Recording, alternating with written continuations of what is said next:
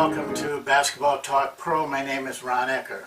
You know, I really appreciate it when people ask me questions on this program because it gives me a chance. I feel better because I feel like I'm talking to things you want to hear, not things I want to hear.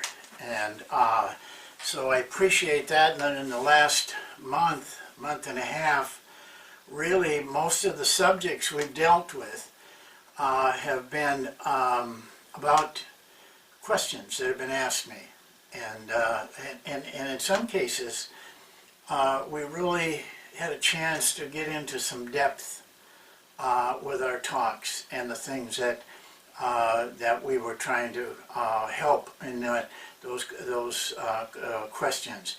You know, this is our 64th show, and in that archives above me, you can just click on it.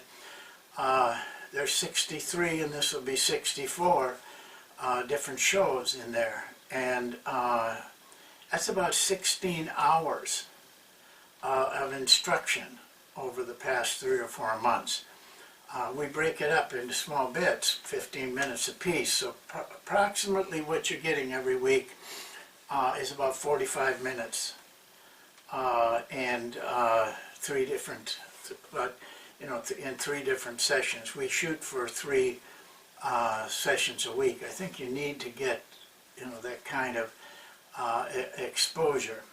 Well, I had another question. It was kind of a short question. What is this monk offense? Was all the only question. Well, I replied to it. I told him what it was, basically, and I got another question from the same gentleman, and he said, where do I find out about it? So I told him that, but I understand where there can be confusion.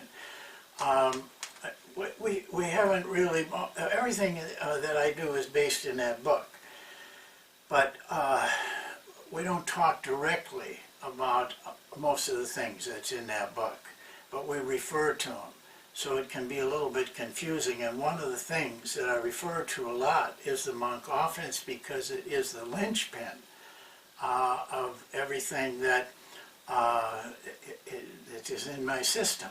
And so I wanted to take a session and answer that question and discuss it a little bit.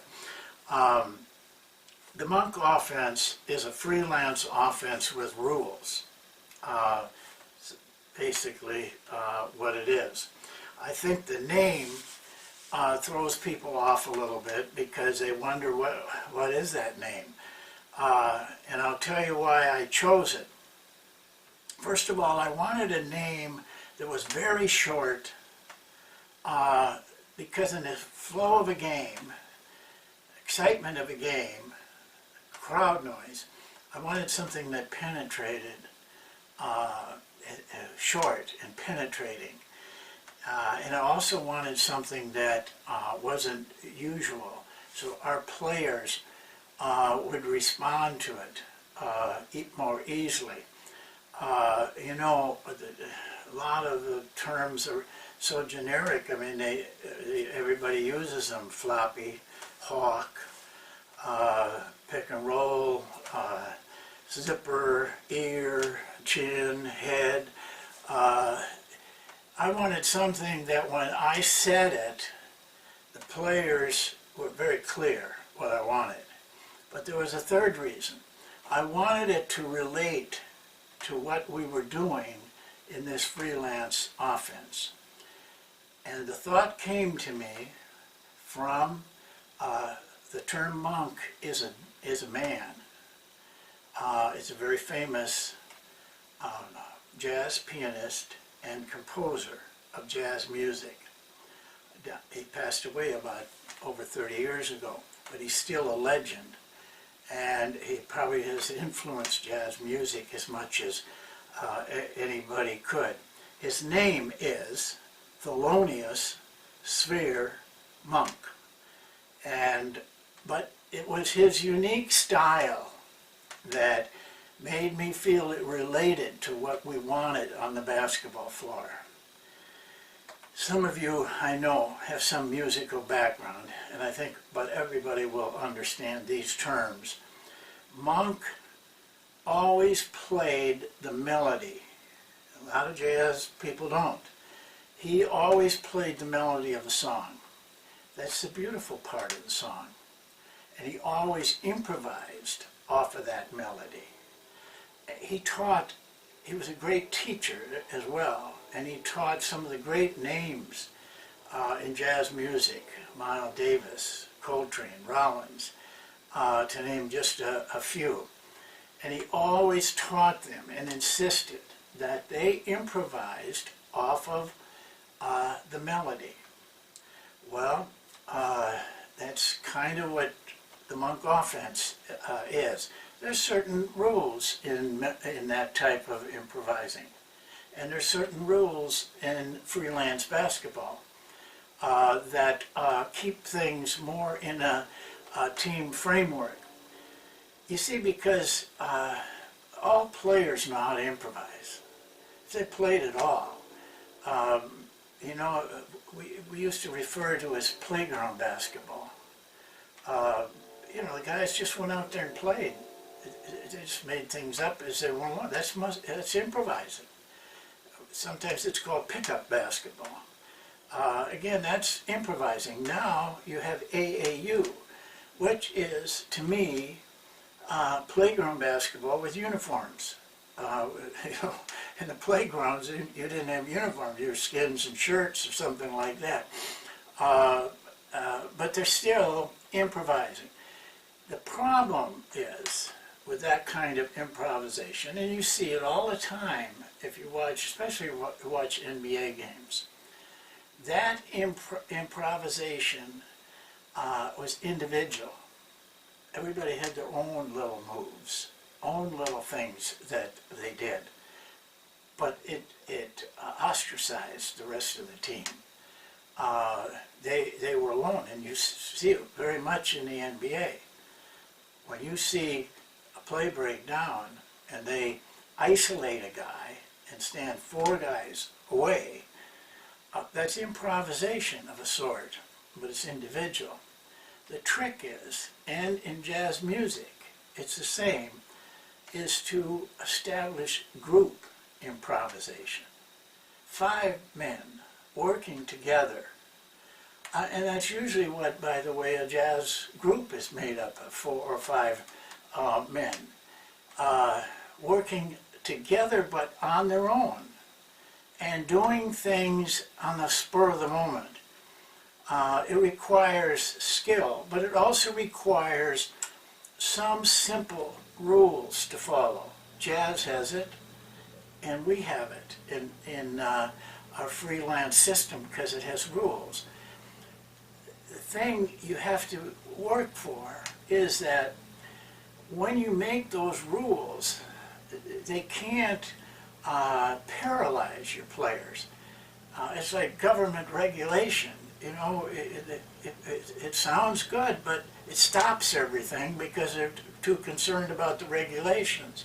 Well, that's one aspect of it, that you have to have it simple enough so that players aren't paralyzed by it, and yet well thought out enough so that they can utilize it together, so that they learn after a while what to expect from this guy and that guy, and when he does that, what you can do.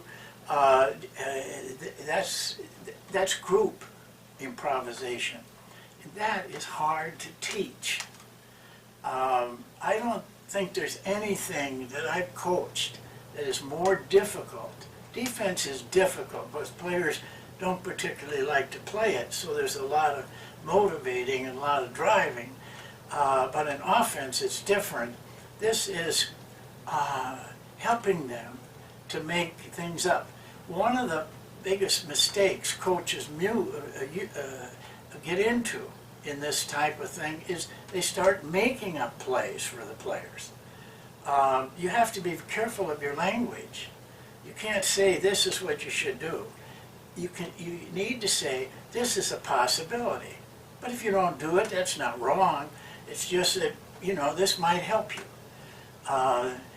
Your language and your patience and your vision are very hard to develop. But the result is so invigorating. Not only have you taught players how to do something that is unique and will make a much better player of them, because if you can improvise, you can run plays, that becomes second nature to you.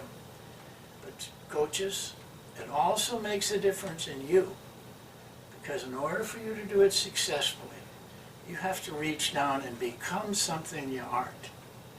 And that's always a part of growing. Let me tell you what I think are the advantages of this kind of play. And I just, your values change in coaching from when you start to the time you get experience. But for me, what I have learned, that one of my most important values is teaching players how to improvise smartly and being willing to sacrifice and all the things that go into good improvisation. But it has tremendous advantages. One of the things it does is unsettles the defense. They don't know exactly what you're going to do because the players don't know what you're going to do. So consequently, they're in a position they don't, the structured things they've learned, how to handle a pick and roll, how to handle, they can't be used anymore because it's different and it's unpredictable. Plays are predictable. We run plays. We have an offense called cut. It's a structured offense, but we allow improvisation off of it. So even though they're running the same patterns, they don't know exactly what we're going to do because we have 4 or 5 ways of going off a screen, and we allow the players to use the one that they want to. By doing that, they don't know what they're going to do until they do it. And the defense doesn't either. And it can be used in almost any situation. It does not need to be set up. You can play it. You don't need to worry about where players are, if the big guy's in or where it can be out. It doesn't make any difference. And that allows you to run it at the end of the fast break and when plays break down. If you have to set up to do anything after that, it's too late. The Monk offense does not need setup. Yet the fourth advantage is you can use it as a half-court offense, and it can be used very effectively, especially in situations where you play a team over a series, like the playoffs. Because if it goes long enough, that 6th and 7th game looks like a tug of war out there a lot of times because everybody's so keyed into every move. Well, if you allow your players to run the Monk, the defense does not know what's coming because the offense doesn't know what they're going to do until they do it. I think they're very strong advantages, but in this aspect, it's a lot of learning to take place. No 15 minutes session can do it. It's intense. You have to really spend time with it, and it's tough. It's tough coaching it, but the results are what you're looking for. If it helps you win games, then that's something that you should do. Well, that's it for today. I thank you for taking the time to watch. I hope hope you have the rest of the day or the rest of the evening, whatever. I hope it's a good one, and we'll see you next time.